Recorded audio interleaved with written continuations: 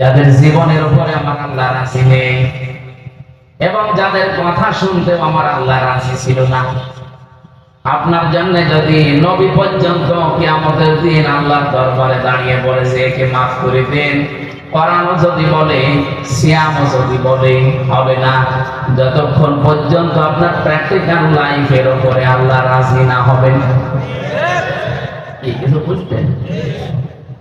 আমি আমার 33 বছর বয়সের দিকে তাকিয়ে ভাবা লাগবে আমি যা করেছি আমার উপরে আল্লাহ রাজি আছে কিনা জিজ্ঞাসা করা লাগবে না। কি করা লাগবে না? আমি তো নিজেরটা হালকা হিসাব করলেই বুঝি যে আমি যাবো কোথায়।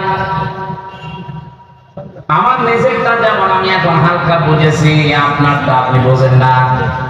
নিজের দিকে তাকিয়ে বলেন তো আপনি কি আসলে মাপ পাওয়ার মতো যোগ্যতায় আছেন?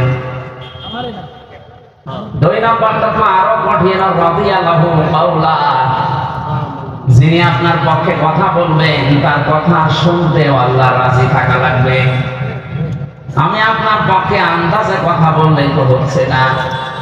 আপনার ভেতর বাহির সব জানা আছে কার? যিনি বিচার করবেন ওই বিচারকের যদি সব জানা থাকে তখন সাক্ষীর প্রয়োজন হয়।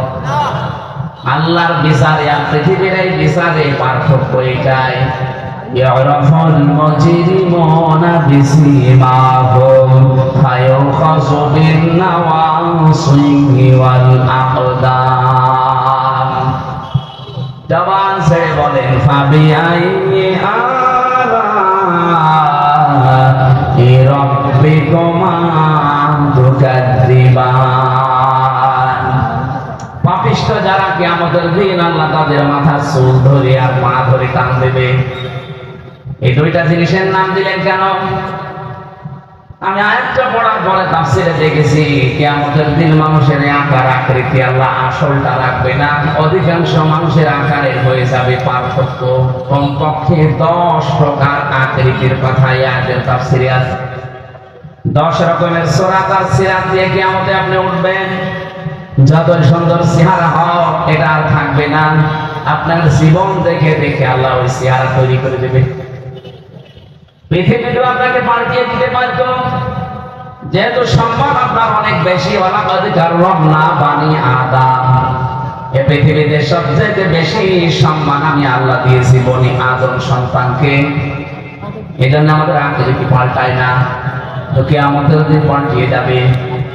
কারো আকৃতি হবে শুকরের মতো, কারো হবে কুকুরের মতো, কারো হবে সর্পের মতো, কারো শিয়ালের মতো।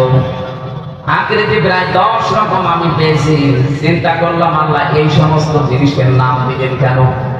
ভেবে দেখি দুনিয়াতে বহু মানুষের চরিত্র সাপের মতো আছে। একটা সাপ মানুষকে কামড় দেয়, লোকটা মরে যায়, সাপের কোনো লাভ হয়? বলে না কেন?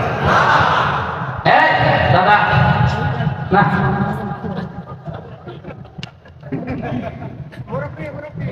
পৃথিবীতে বহু মানুষ এখন আমরা দেখি শুধু মানুষের ক্ষতি করে বেড়ায়, নিজের সেরকম লাভ হয় না। কথা বলুন। সকাল থেকে ওঠার পরে ধান্দা থাকে কার 12টা বাজাবো। এই 15.5 বছর যেরকম ছিল, কারে মামলা দেবো, কারে মিথ্যা সাক্ষী দিয়ে জীবন নষ্ট করে দেবো। রাজবাড়ি মনে হয় হাজার